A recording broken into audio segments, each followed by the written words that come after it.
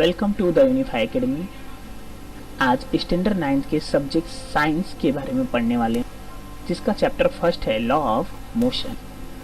Introduction देखते law of motion क्या होता है।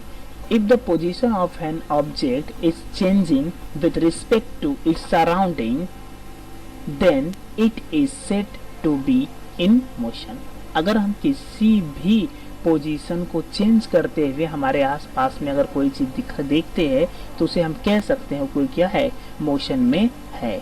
फॉर एग्जाम्पल के लिए यहाँ एक एनिमेटेड कार है जिसको हम मोशन में करके देखते हैं। क्या होता है, ये कार क्या चली गई, आगे चली गई। अगर हम इसको पीछे लाते हैं तो भी ये क्या होगी, मोशन में होगी। ठीक है, देख सकते हैं, एक बार पीछे करके देखिए, ये देखो पीछे गई। ठीक है, तो इसे कहते हैं हम किसमें, ये गाड़ी मोशन में है। तो चलिए, we see the motion of several object every day. हम देख सकते हैं मोशन हर एक चीज में। हमारे अलग अलग पास में बहुत सारे ऑब्जेक्ट्स होते हैं, तो किसी न किसी ऑब्जेक्ट में हमें ये चीज देखने मिल जाती है। Sometime we can not see the motion of an object directly. कभी कभी हमें किसी चीज में हमें मोशन डायरेक्टली देखने को नहीं मिलता। ऐसा कब होता है, जब हम कभी कभी जैसे हम ट्रेन से ट्रेवल करते हैं तो वहां पे हमें मोशन जल्दी देखने मिल सकता है। कैसे, अगर हम ट्रेन से खिड़की के बाहर देखते हैं तो जो पास की चीजें होती है इतनी फटाक से चली जाती है जो हम देख नहीं पाते, मतलब उसके अंदर मोशन बहुत ही ज्यादा होता है। ठीक है, तो जैसे हम ये गाड़ी हम का एग्जाम्पल लिए थे, गाड़ी जाती है तो इसके हम पहिए को देखेंगे ना तो हमें प्रॉपर साफ दिखेगा नहीं, मतलब क्या था, ये मोशन में था। ले आगे, डिस्टेंस। डिस्टेंस मतलब क्या होता है, distance is the length of the actual path travel by an object in motion. मतलब बोला गया है कि एक्चुअल डिस्टेंस मतलब कितना ट्रेवलिंग होता है हमारा सफर, जितना लंबा रास्ता होगा उतना लंबा हमारा सफर होगा, उसे ही कहते हैं हम लोग डिस्टेंस। जैसे गाड़ी देख सकते हैं घूम घूम के गई है अभी आगे, तो यही क्या होता है हमारा डिस्टेंस। इसके बाद आते हैं हम लोग डिस्प्लेसमेंट पे। तो डिस्प्लेसमेंट क्या होता है, displacement is the minimum distance between the starting and finishing point. ऐसी बात करते हैं जो हमारे शुरू से लेके अंत तक, जैसे हमने डिस्टेंस में देखा था कि जो गाड़ी थी घूम के गई, अब उसको अगर शॉर्टकट ले आना तो क्या होगा, वो सीधा गाड़ी जाएगी, जो हम देख सकते हैं। तो यहाँ पे जो गाड़ी गई अभी ये सीधी गई, तो ये क्या हुआ, डिस्प्लेसमेंट मतलब shortcut. Speed and velocity. Speed and velocity क्या होता है, the distance travel in a particular direction by an object in a unit time is called its velocity. Speed means distance travel upon time। मतलब clearly बोल दिया गया है कि अगर हम कोई भी चीज की बात करते हैं, अगर वो जैसे घूम घूम के जाती है तो क्या होगा, डिस्टेंस कवर करेगी, तो उसमें जो टाइम लगेगा that is called as speed. But अगर वही चीज अगर शॉर्टकट तरीके से जाती है तो वो क्या होगी, वेलोसिटी होगी। मतलब वो कम समय में ज्यादा दूरी तय कर रही है, मतलब शॉर्टकट हो गया। क्लियर हो गया, चलते हैं एग्जाम्पल के तौर पे। यहाँ पे मैंने लिखा है a car travel 10 kilometre in 4 minute. 4 minute में कोई गाड़ी 10 किलोमीटर का सफर तय करती है, तो उसका स्पीड कितना होगा, तो चलो देखते हैं। यहाँ पे दिया गया speed is equal to distance travel by car upon time. तो कितना ट्रेवल की थी डिस्टेंस, 10 किलोमीटर अपॉन 4। तो 4 को डिवाइड तो नहीं कर सकते, तो 2 से दोनों डिवाइड हो जाएंगे, तो 2 से डिवाइड करने पे आएगा 5/2। अब इसको भी डिवाइड करेंगे तो 2.5 की स्पीड से गाड़ी चल रही थी, जो कि 1 मिनट के लिए तय करती थी। 1 मिनट के लिए, मिनट मतलब ओनली 1 मिनट की बात हो रही है। 1 मिनट में 2.5 किलोमीटर का दूरी तय करती थी, यानी गाड़ी की स्पीड कितनी थी, 2.5 की। क्लियर, कुछ चीजें बात दी गई है याद रखने के लिए, तो देखो सिंपल सी बात इसमें लिख के दे दी है, the unit of speed and velocity are the same. Speed और वेलोसिटी क्या होता है, दोनों की यूनिट सेम होती है। तो श्योर सी बात है दोनों कैलकुलेट किस में होंगे, एसआई सिस्टम में। क्लियरली, तो इसमें जो सीजीएस सिस्टम होता है और इसको कैलकुलेट करने के लिए एमएस और सीएमएस का इस्तेमाल किया जाता है। Travel is, speed is related to distance while velocity is related to the displacement। अभी मैंने कहा था कि डिस्टेंस किसको डिनोट करता है, स्पीड को, और डिस्प्लेसमेंट किसको आएगा, वेलोसिटी को। मतलब ये दोनों एक दूसरे को क्या करते हैं, रिलेट करते हैं। आगे ये भी दिया है, the first scientist to measure speed as a distance upon time is was Galileo, जो कि वो क्या थे, गैलीलियो थे। मतलब गैलीलियो ने पहले साइंटिस्ट थे जिसने स्पीड का फॉर्मूला बनाया था डिस्टेंस अपॉन टाइम।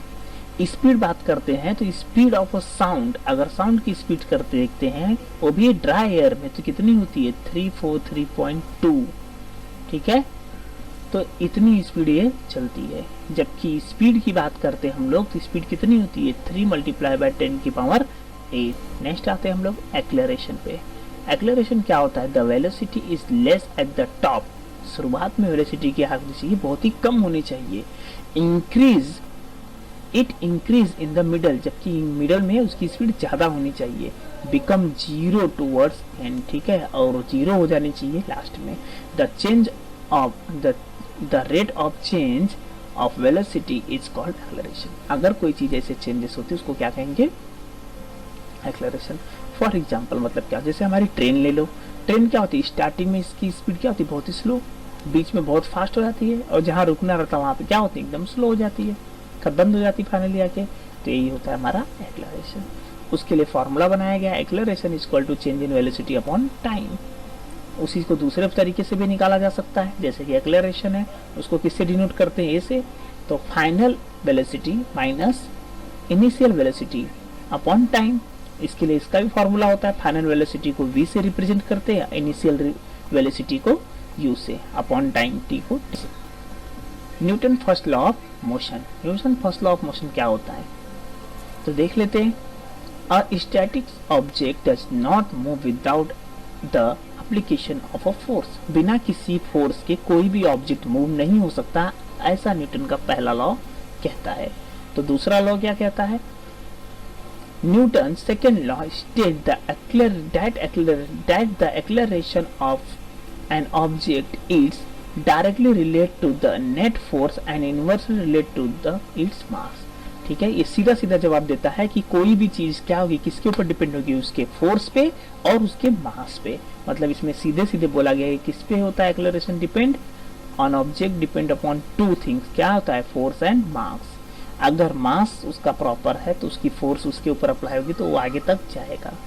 अगर इसमें वजन ज्यादा होगा तो उस पर हल्की भी फोर्स लगेगी तो काफी दूरी तय करेगा। फॉर एग्जांपल के लिए यहाँ ले सकते हैं हमारी ट्रेन, तो ट्रेन में क्या होता है, अगर हल्का सा भी पुश हुआ तो क्या होता है, थोड़ा दूर तक जाता है और रुकने के लिए तुरंत रुकेगा नहीं, क्यों, क्योंकि वो हैवी है, मास वाली चीज है, तो काफी दूरी तय करती है। क्लियर हुआ। आते हैं मोमेंटम को किससे डिनोट करते हैं, पी से। मोमेंटम को P से डिनोट करते हैं। The rate of change of a momentum is proportional to the applied force and the change in the momentum occurs in the direction of a force. मतलब बोला गया यहाँ पे किसी भी चीज को चेंज करने के लिए यहाँ पे क्या होता है, मोमेंटम जरूरी है। जैसे कि हमने लास्ट टाइम में सेकेंड लॉ में हमने पढ़ा था कि अगर फोर्स अप्लाई होता है, अगर हैवी चीज है तभी वो काम करेगी, राइट। तो चलो देखते हैं, मान लो कोई अगर एक बॉल लिया है, अगर उससे किसी को मारता है तो कितना ज्यादा लगेगा, बॉल में वजन ज्यादा होता है, तो अगर उस चीज से अगर मारते हैं हम लोग तो किसी को लगेगा तो कितना ज्यादा चोट लगेगी, बस इतना लगेगा कि उसको थोड़ा सा चोट लगेगा, कुछ टाइम के लिए दर्द रहेगा। लेकिन वहीं पे सबसे हल्की चीज ले लेते हैं जैसे कि बुलेट, अब उससे किसी को अगर फायर कर दिया जाए तब तो उसका तो सबसे मास तो बहुत कम होता है, लेकिन उसमें क्या बढ़ जाता है, वेलोसिटी। अगर वेलोसिटी बढ़ गई तो क्या होगा, वो छोटी सी हल्की चीज भी क्या होती है, बहुत ज्यादा डैमेज करेगी। तो ये मोमेंटम में समझ में आ गया होगा, मोमेंटम क्या होता है, फोर्स के ऊपर ज्यादा होता है, फोर्स और डायरेक्शन इंपॉर्टेंट होता है। थर्ड लॉ में देखते हैं न्यूटन ने क्या कहा है, every action force has an equal और opposite reaction force which acts simultaneously. मतलब बोला गया है कि अगर कोई भी फोर्स अप्लाई होता है तो या तो उस पर्टिकुलर चीज के ऊपर डायरेक्ट रिएक्शन करेगा, मतलब बराबर पे रहेगा, या तो उसका अपोजिट रिएक्शन होगा। ठीक है, तो यहाँ पे तुम्हारा फर्स्ट चैप्टर में इतना ही है। कुछ चीजें और भी है जो मैंने इसके अंदर ज्यादा एक्सप्लेन नहीं किया, नहीं तो वीडियो काफी बड़ा बन जाता। तो जितने भी थे इम्पोर्टेंट पॉइंट्स मैंने इसके अंदर कवर किए हैं। ठीक है, तो यहाँ पे हमारा पहला चैप्टर खत्म होता है, द एंड।